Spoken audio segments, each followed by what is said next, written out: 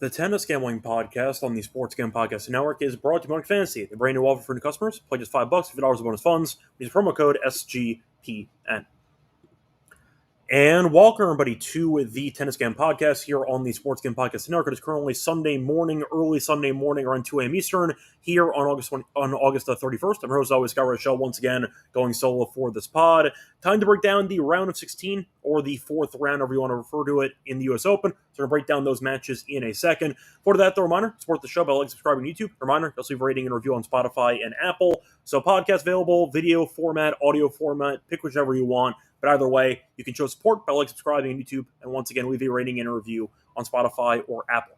Plus, a reminder, check the merch store on the SGPN website. We have a lot of great tennis merch. I'm actually wearing a shirt right now for the Tennis Gambling Podcast. Different colors as well. Check it out. We have mugs, sweatshirts, t-shirts, you name it. So check out the merch store there. Plus, a reminder, we do have a couple of contests coming up for the NFL season. We have a free roll football contest, which is back. Free to enter, picking every game ATS. $3,000 first place, $4,000 if you are a member of the Patreon, sportsgamebox.com/free roll. Plus, we have 25% off everything in the merch store with the promo code football. So check out the merch store, Tennis Gambling Podcast, MLB Gambling Podcast, you name it. A bunch of shows on the network do have merch. But once again, use the code football at checkout for a quarter off everything in the merch store. Plus, a reminder, check out the Survivor contest that we have. SGPN just launched an NFL Survivor contest, $100 entry, winner take all at sportsgamebox.com/survivor to enter the contest. So, starting off with the Lock and Dog recap. Overall, decent. It was another episode where the Lock and Dog weren't that great, but we got basically everything else right. We had a great episode. If you didn't fast forward to the Lock and Dog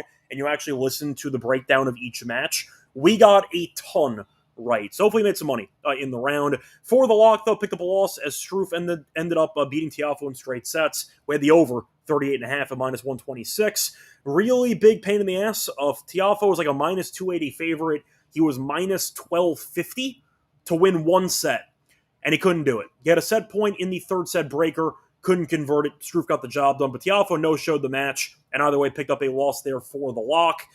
Don't really have any regrets on it, honestly. Tiafoe had some chances, but just could not convert the set point that he had in the breaker. But Struff just served very well, simply put. So either way, nice win for him in straight sets, but bad for us. For the dog, though, nice win, as we had Kim to win a set against Fritz at +106. Fun first couple sets, as you saw, two breakers that were competitive. Kim did win the second breaker, then lost the next two sets as he lost in four. Did his part, though. Shout out to Kim, though, young Swiss player who's pretty good. And the fact is he was good enough to take a set off Fritz. So thank you. Appreciate it. Nice win there for the dog.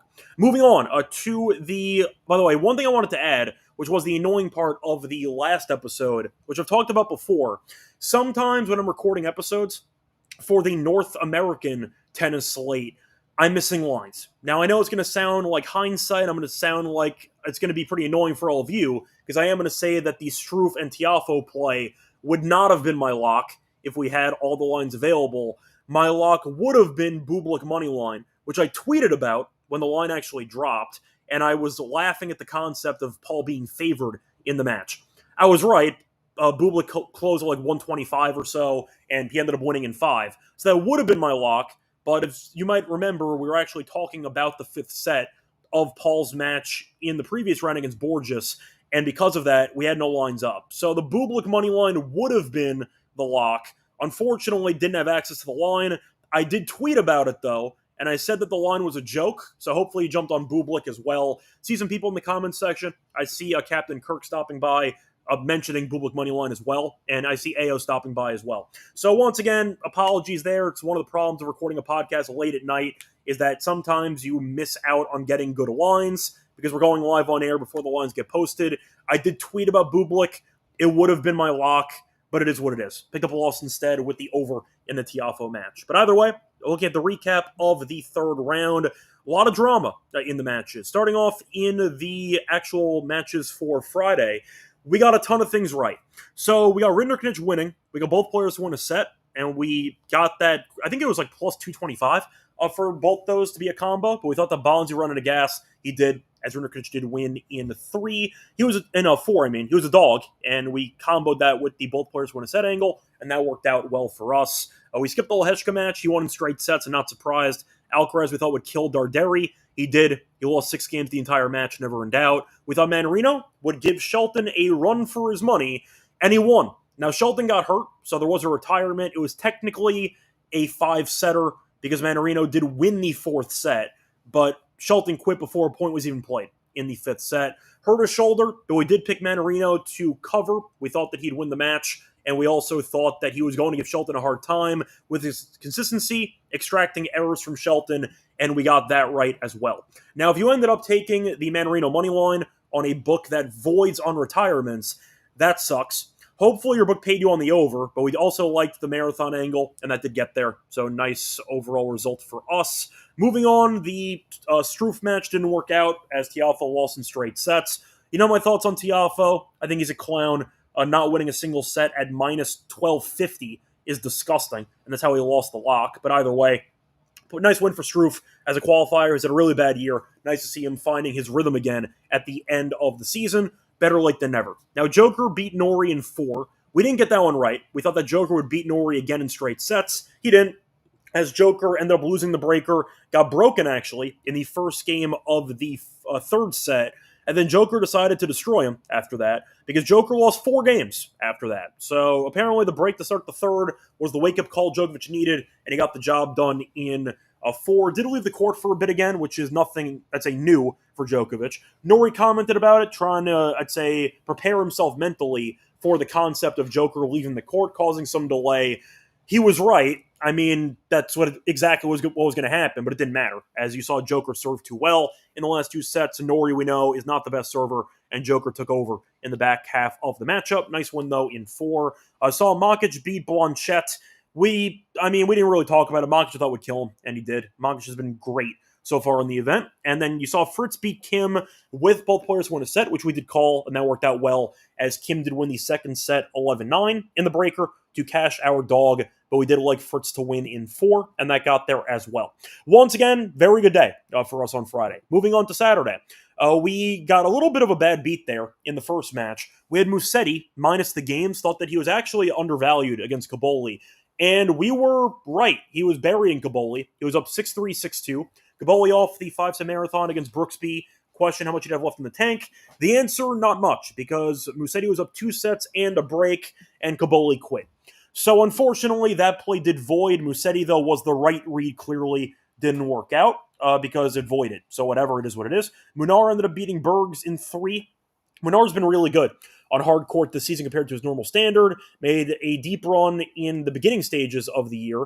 I believe, though, was Hong Kong, I think. But either way, he's actually had some decent results, not just being a clay specialist, and he's been good so far in the event. Nice job by him. Sinner beat Chapo in 4. Fun matchup. We did not get that one right. Thought Sinner would win in straight sets, as I'd say is customary on the show. Chapo gave it a run. I'll put it that way. I mean, it looked like he was going to potentially go up 2-1, had a lead there in the 3rd set, then kind of unraveled, and he double faulted a couple times. He mentally checked out, and Sinner did beat him in 4. Nice test for Sinner. Chapo played well, but Sinner was just a bit too solid over the back half of the matchup as he won in 4. Now, Rublev beat Wang in 5. Fun matchup, went down to the wire, but Rublev kind of went up early in that 5th set and coasted. It never really felt like Wang was going to be able to win the match, in my opinion, even with him winning the 4th set.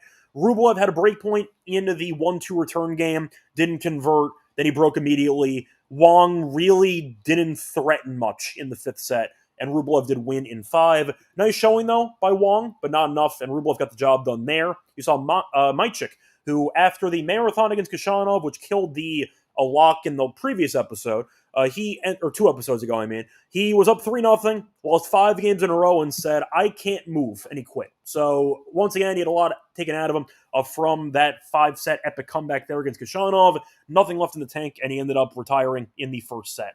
Now, de Minaur dropped the 1st set to Altmaier, then he won the next 2 sets, and Altmaier quit, as he had a 5-set marathon against Tsitsipas the round prior, and de Minaur did end up winning. Then you had the upset of the day, which was Felix beating Zverev in 4 sets. Now, he was plus 275. We know Zverev's a clown. Not really a surprise that Zverev underachieved again. Never won a single Grand Slam title. That streak continues into 2026. Felix, though, played very well. I know people were arguing that Zverev got injured and he was playing through it. To be honest, I really don't care. I thought Felix played very well. I thought he earned the win. It was a very tough tie break in the 2nd set. Zverev had a set point, didn't convert. Felix won and then kind of took over from that point forward because he won the second set, then broke in the first game of the third set, held out, and then eventually did break midway through the fourth set as he won in 4. Tough matchup, though. It took about 3 hours and 47 minutes for a 4-setter. Zverev, though, another underwhelming year for him. Felix, though, look, I know he's on the clown list too, but the main reason why he's there is because we recognize the talent. Felix, you might remember, years ago, had 2 match points against Medvedev in the Aussie Open, and he lost eventually in 5 sets. Point is, though, he's always had the skill set, and he has a couple titles this year very early in the year. He's a good player. The problem is mentally he seems to, I'd say, psych himself out, and he tends to get a little bit, I don't want to say intimidated by the moment, but it feels like he kind of mentally freezes up, and that's always the issue you run into with Felix. You question when the mental collapse is going to happen. It hasn't happened in the event. Good for him. But he beat Zverev. I thought he outplayed him for most of it, and I thought he played well. So once again, nice job by Felix there getting the job done. So besides that, you had Bublik, who beat Paul in 5. Fun matchup. Bublik, props to him, got broken 0 times in the entire match. It went 5 sets, and he got broken 0 times. Shade of John Isner and a little bit of Karlovic. Nice job by Bublik, who ended up keeping his nerve. Had the game on his racket, actually, the match on his racket in the 4th set tiebreak. Was up 5-4 with him serving twice, and he ended up losing both points, actually. Questionable drop shot there on the 5-4 point, but either way, he lost the breaker, came out, went up 5-0 against an injured Tommy Paul, and he won 6-1 in the final set. So nice job by Bublik. We picked him to win on Twitter. Apologies once again that I couldn't really talk about it on the show, because it would have been my lock, but the lines weren't out yet. I tweeted about it, though, so once again, you can find me on Twitter, Reichel Radio. I will give out my thoughts and some lines if they are not posted yet, so hopefully you jumped on Bublik, because I was very confident in his ability to win. And Tommy being favored in the matchup, I thought was insane. He closes the dog, but he opened at like minus 125, minus 130, which felt egregious, and it was. So nice win by Bublik, and the job done there. Now his reward is Sinner. So either way. I see M4 mentioning that he had Bublik to win 3-1 in the match. Yeah, my friend had that. That wasn't a lot of fun, but then he came out for me with the money line. They got the job done there in 5. Anyway, nothing else to really talk about. The only thing I will talk about briefly is kind of just the overall theme of the 3rd round of the event. I talked about it before, but grouping it together, a lot of retirements in the round. Usually you see some retirements early in the event because you have more matches, just quantity-wise. However, we had 4 retirements in the round with Altmaier, Kaboli, Majcik, and Shelton. Now, the Shelton one was a bit fluky because his shoulder just gave him some problems, and he couldn't really move or lift his arm, so he ended up quitting. But you're looking at Majcik, who went 5, Kaboli went 5, Altmaier went 5, and they ended up having nothing left in the tank, and they had to quit. So, look, I'll put it this way. I'm not going to draw the ultimate... I'd say I'm not going to fully correlate the retirements to the crazy Masters 1000 schedules that we've seen for the last couple weeks. I don't think it's helped. I know Shelton, of course, did win a 1,000 title over there in Canada.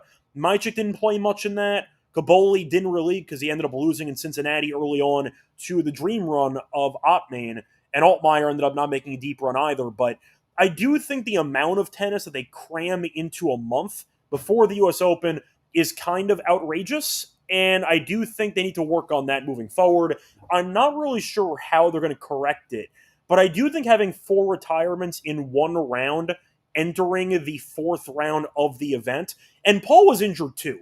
So Paul could have in theory retired in that 5th set if he wanted to. He chose to tough it out. Props to him, and thank you for not voiding a money line on a local book. But still, I do think it's concerning when you cram that many tournaments into about a 3-4 week span, and you have people that are retiring this late in an event. And it wasn't 1 or 2 guys with an injury that happened at the last minute. This is 4 guys in one round entering the round of 16. That's a bit problematic. I'm not going to, once again, result all of the blame in the Cincinnati tournaments, the Toronto tournaments, etc., being that long. But it does feel like the players have no breaks at all in the hardcourt slate leading up to the U.S. Open. Yes, the counter-argument is the players can choose their own schedule. That is true. There's also prize money involved, so they want to play for it, of course. But it does feel like there is some type of connection between the really extreme schedule leading up to the U.S. Open and the injuries / retirements we've seen in the event so far. So you can agree or disagree with me in the comments section, but I think that it is somewhat connected, and I think it's unfortunate that players have to play that many matches entering the 3 out of 5 set format, and then after having 5-set marathons, they run out of gas and get injured. So it's unfortunate. It is what it is. It's part of the sport. But I do think there needs to be a little bit better pacing of the hardcourt slate post-Wimbledon. I say that's my main point that I'm trying to make. Anyway, before we get into the actual breakdown of the fourth round matchups, a reminder they're brought to you by our sponsor, which is my book at ADG, using to bet on football and everything else, college football, NFL. They have Prop Builder as well, so you can bet on some player props second to none. Their motto is bet on anything, anywhere, anytime. So you think of any sport you can think of, they probably have it, whether it involves MMA, whether it involves boxing, if you want to do baseball, you want to do women's basketball, you want to do tennis. They have that too. But a reminder, they can also use crypto for deposit and payouts. When you sign up for a new account, use code SGPN for a 100% bet back bonus, $500 for new customers. My book at ADG promo code SGPN. We're also brought to Rhythm.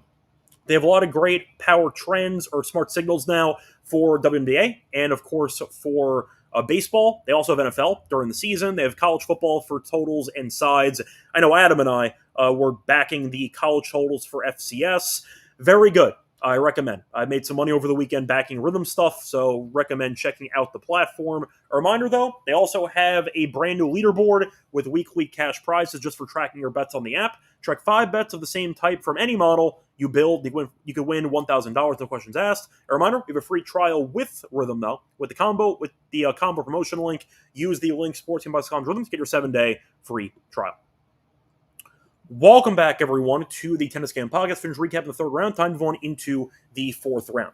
So, starting off with the first match on the card for Sunday. Looking at the matchup between, we'll go with Mannarino against Lehecka in this one.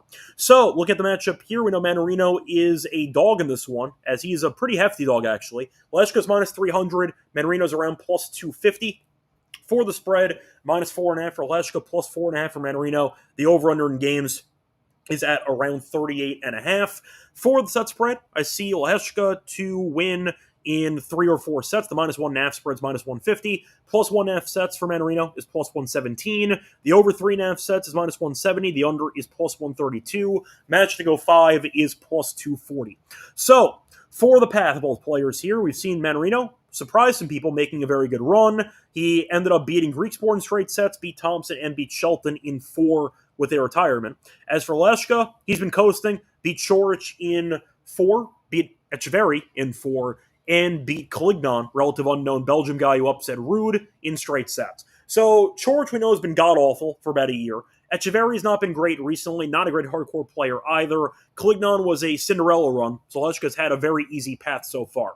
Mannarino has not, because Griekspoor, we know, can be pretty good, won a grass title this year. Thompson can be dangerous too.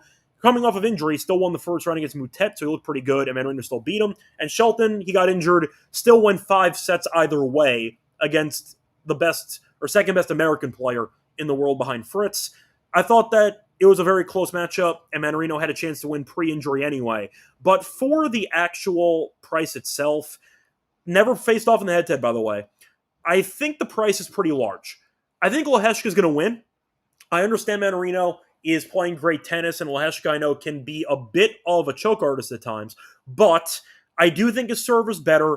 I do think he can showcase the power on the forehand, and it's got some volleying skills, which he doesn't really show as much as he should, but I think Lehecka is going to win. Do I think he'll win easily? No. And the price is a little bit insane for me, and that's why I think the value is on Mannarino.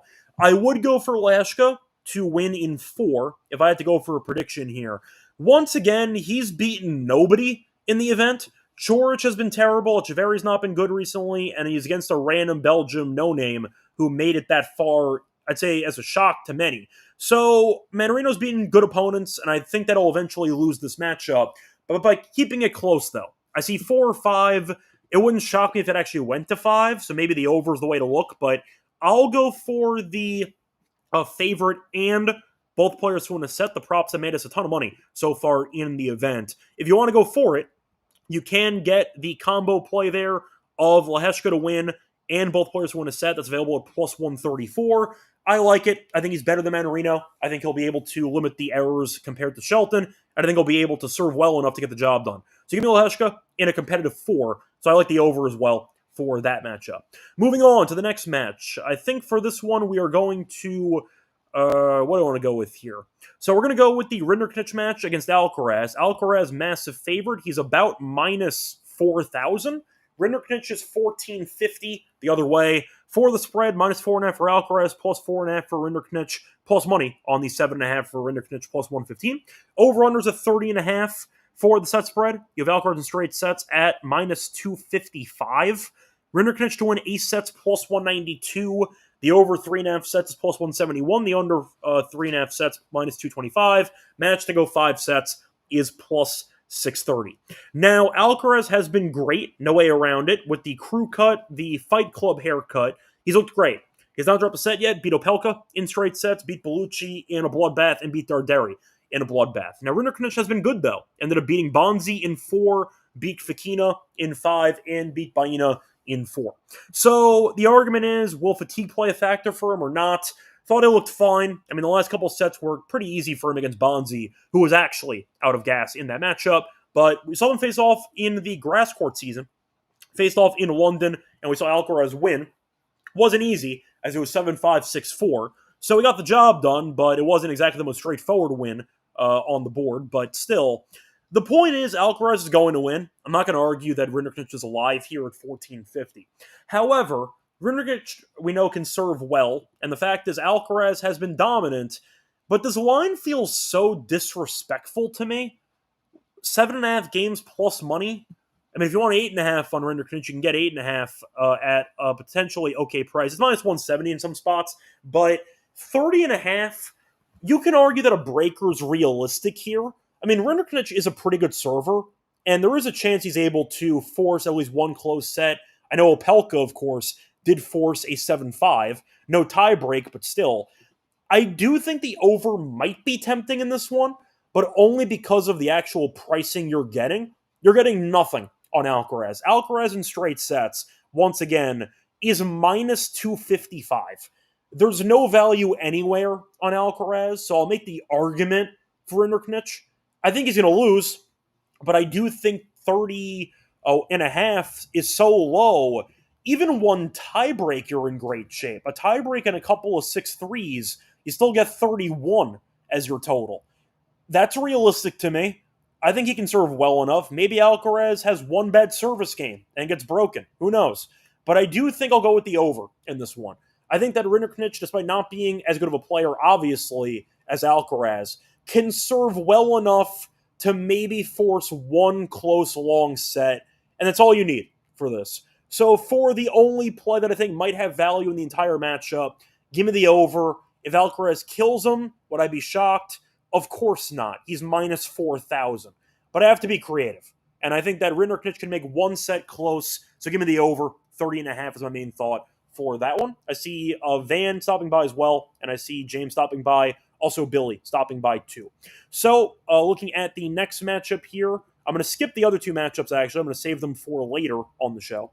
So looking at the actual card for Monday. Now, for the actual matches, first one, we have Felix taking on Rublev. Should be a pretty fun matchup on paper. Two guys you don't really trust at all against each other. Now, Rublev's minus 150. Felix is plus 120 for the spread. Minus 1.5 on both sides of the games. The over-under is at 41.5. Shop around, though. Might be able to find a 40.5 or something better. So keep an eye out for that. For the path, though, Felix has put his off against okay competition, and they're beating Harris. That is not Lloyd Harris, that's Billy Harris. Beats Safulin and beats Zverev in 4. So not exactly great competition the first two rounds, but still beats Zverev in 4. Good win. Rublev beat Prismic, beat Boyer, and beat Wong in 5. So Rublev has definitely had the easier opponent list compared to Felix. First two rounds kind of a wash, but Zverev compared to Wong, and the fact that Felix beat him in 4 compared to Rublev beating Felix in 5, I think tells you Felix has looked like the better player so far in the event. Now, the head-to-head has been in favor of Rublev quite heavily, in fact. They have faced off a grand total of, let me pull up the exact number here, 8 times. Rublev is 7-1 lifetime. 7-1. Rublev has won, I believe, 5 in a row. The one win that Felix had was in Rotterdam in 2022. We actually saw this matchup twice this season, won in Hamburg. Rublev won in straight sets on clay. In Doha, we did like the over, and I think we picked Rublev in 3 in that one, or a team total that got there, as Rublev did win in a final set tiebreak. So the one hardcore meeting this year was a war, went to a final set tiebreak. I see a pretty similar script here. I know Rublev has owned the head-to-head. I get it. But Felix actually looks really good. Now, you could argue it's a great spot to fade Felix, because historically speaking, when you put your faith in him, he's going to let you down. But I do think this variable should give him confidence, and the fact is Rublev beat Wang in 5, hasn't looked amazing in the event. He's been okay, but I do think Felix has some value in my opinion. I understand Rublev in the head-to-head owns him. 150, though, does feel pretty expensive. If you want to go for the Rublev to win, both players win a set at plus money, I don't mind that. I don't see Rublev or Felix winning in straight sets in this one. But for me, I'll take a flyer, actually. Give me Felix to win and both players to win a set. I don't see a price available on that yet. Should be in the 2-to-1 range, give or take. I just think the price is pretty solid for that angle. Actually, you might see a price. I think it was actually posted recently. So FanDuel is 40.5, by the way, if you want the total. Minus 112 in the over. Felix to win, though, and both players win a set is plus 230. Rublev and the same prop is plus 178. I'll go for glory. Give me Felix and both players win a set at plus 230 as a main thought for this one. Moving on to the next matchup, looking at Sinner against Bublik, if we have lines on that. We might not have any lines. We'll see. Do we? Sinner's minus 3,500. Oh, he's minus 3,500. Okay. Yeah, what's the straight sets here for Sinner? Minus 192. Great. All right, Sinner team totals at 18.5. Bublik's at 10.5. They're picking a bloodbath. Now, Bublik's off a 5-setter, so if he could play a factor, we'll see. But he has not been broken in the entire event. He has been on an absolute roll, and we know Bublik was on a run on clay, won back-to-back titles, showed up here, has dropped 2 sets, both in the match against Paul, has not dropped serve a single time. Sinner, though, got pushed a little bit by Shapo as he won in 4.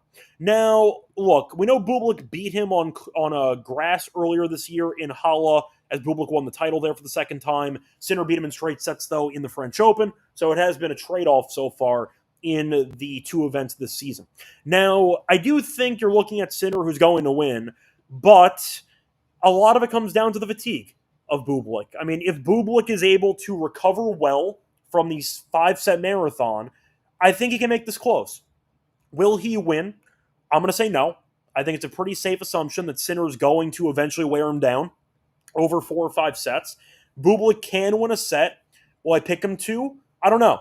I think Sinner left the door open against Shapo, and you can argue that Bublik, like Shapo, can crawl through the door for a set. Now, M4 is mentioned in the play that I like for this one, which is the Sinner team total over. You get one close set, whatever happens besides that, and you end up cashing.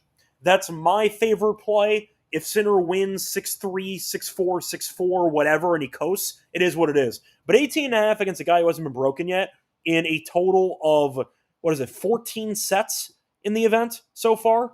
I think that's just a great price at this point. So I'll go with Sinner, team total over 18.5. I agree, M4. That was my favorite play. I don't mind the over 29.5 if you don't have team totals, but in theory, Bublik could completely run out of gas and maybe gets buried in 2 sets. But 1 set is close. That's all we need. Give me the Sinner team total over as my main play for this one.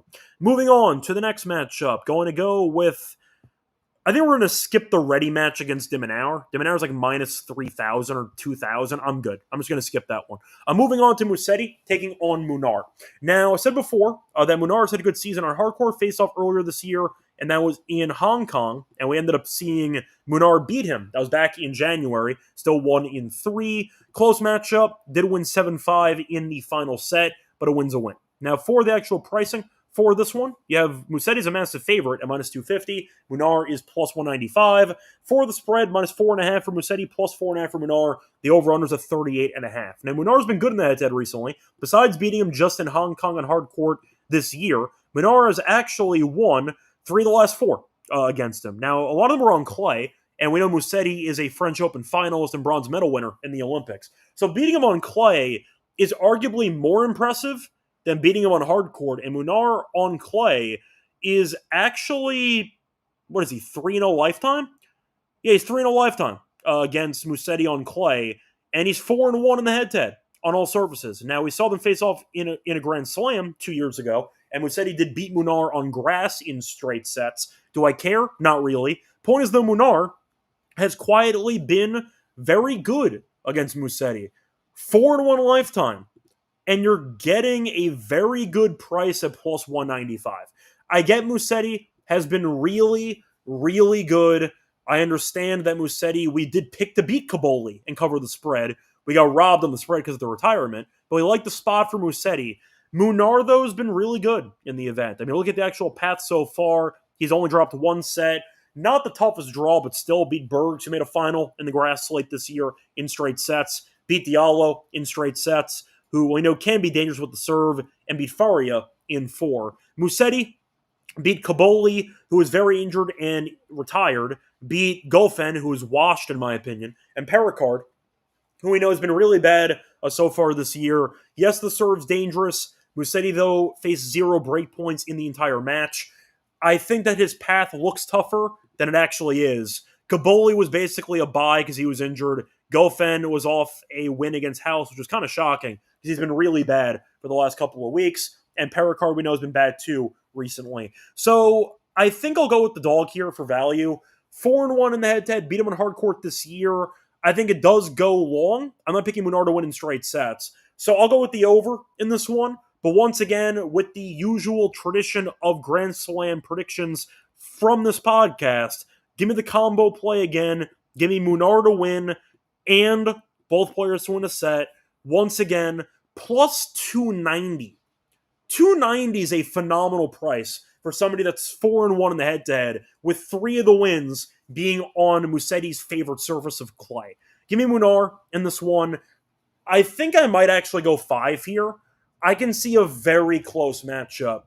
And Musetti's had some durability issues over the years. So give me Munar in 5. But Munar and both players want to set those at plus 290. The prop's been great for us in the event so far. I'll take that as a main play for this one. Anyway, it's going to wrap it up for the match breakdowns of the 4th round. Time to move on into the lock and dog picks for the 4th round. Before we get into the lock and dog, remember, brought to you by our sponsor, which is Underdog Fantasy. Best Ball Mania happening all summer long. 15 million prizes, 2 men first place in a waiver wire, no trades, and a reminder the best balls is the way to play fantasy football. You also use Underdog for pick'em entries with the 500 times your entry. They have tennis. If you want to do double faults, aces, breaks to serve, you name it. They have a lot of options there for Underdog. Check it out. But they have a nice deal for new customers. Play just $5, $50 in bonus funds. Use promo code SGPN. We're also brought to you by Novig, which is a new sponsor for the show. America's #1 sports prediction market. Since Novig is an exchange, you know you're getting some of the best prices in the market. Novig's available in 35 plus states, so make sure it's available in your state. Download the app. Get $50 when you do spend $5. If you use the promo code that we have for Novig, use the code SGPN. Once again, spend $5, $50 in bonus funds. And a reminder, get on the action with Novig. Use the promo code SGPN. Welcome back, everyone, to the Tennis Game Podcast. Finished going through the preview of the 4th round. Time to move on into the lock and dog picks. Unfortunately, I don't learn my lesson, so I lost with an over with an American in the last episode with Tiafoe. We'll try with a different American this time around. Going to go with the Fritz and Makic match over 38.5 at minus 126. What can possibly go wrong? So Fritz, I mentioned in the last episode against Kim. I like Kim to win a set because Fritz does punt a lot of sets away in Grand Slams. Fritz has lost at least one set in 9 of his last 10 Grand Slam matches, not including the Thompson retirement in Wimbledon. So Fritz, even when he wins, never really makes it easy and straightforward, does have at least one slip-up on a regular basis, and the fact that it's currently hitting a 90% rate in the last 10 Grand Slam matches, I think Makic should win at least one set in this one.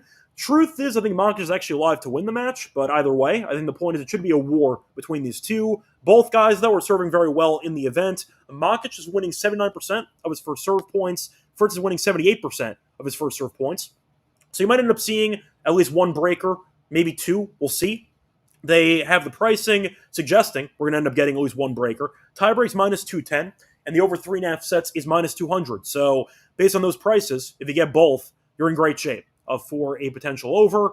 But you're looking at the head-to-head. It's been close. Face-off this year, actually, in the United Cup, Makic was up a set, down a break in the second set, and he quit. So it was actually a very close matchup. It was on pace to be a 7-6, 5-6. So, and then it ended up resulting in a retirement. But it was very close earlier this year. Face-off in the French Open a couple years ago. That did go 5. Point is, I think Fritz might win the match. He might lose, though. Keep an eye out for Makic. He's been very, very good.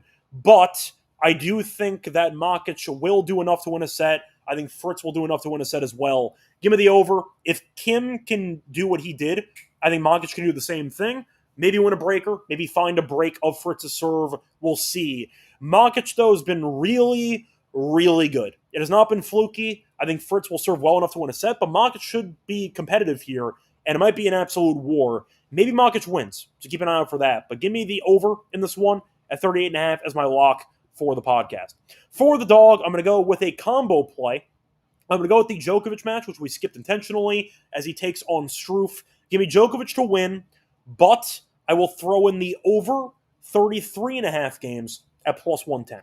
That's on Bet365, by the way. There is a pre-made combo play, plus 110. So Djokovic has been winning, not looking dominant, though. Has dropped a set in 2 straight, dropped a set to Nori and a set to Svaja.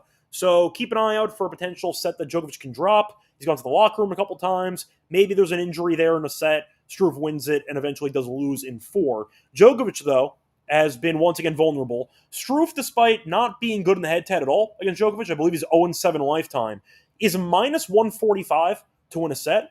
So Struff is expected to actually do some damage here in this matchup. And I do think that Joker can, of course, get the win in straight sets, and it still goes over 33.5. A breaker is possible. I think that was like minus 140 in this one. And if it ends up going with a 7-6 and a 7-5 in the same match, of course, you can win this in straight sets. So I think that's pretty realistic. But there's been a lot of breakers for the two of them. So there's been at least one tiebreak in 4 straight Struff matches. Expected. Big serve. Not a great returner. Djokovic, though, has had a couple breakers. Had a break against Nori, a break against Svaja. He actually lost both those tie breaks, and he ended up having a breaker against Tien. So I do think that you're looking at the actual opponent the Joker's faced pretty similar with Nori, with Svaja, and with Tien. Ralliers, not much firepower. A very different level of competition here with Struff's serve, which has been just immaculate so far in the event so far. So I think a breaker is likely here. I think Struff could win the breaker. Joker's lost 2 straight tie breaks. Why not? And once again, you might not need it to actually get to 4 sets for the win here. But Struff, those face off against better players. Tiafoe, Rune, and McDonald are objectively better than Nori, Svaja, and Tien. And not to mention the fact Struff went to qualifying. So Struff's been playing great tennis. Yes, he's been quite bad all year. He's finally found something again, and the serve's been very good. Tiafoe, though, in straight sets. Rune, who stylistically is similar to Joker, not nearly as good, of course, still 1 in 5. And McDonald, we know, can be a bit annoying at times, and he ended up winning in 4. Point is, though, Struff's been good. I think he can keep this match somewhat close.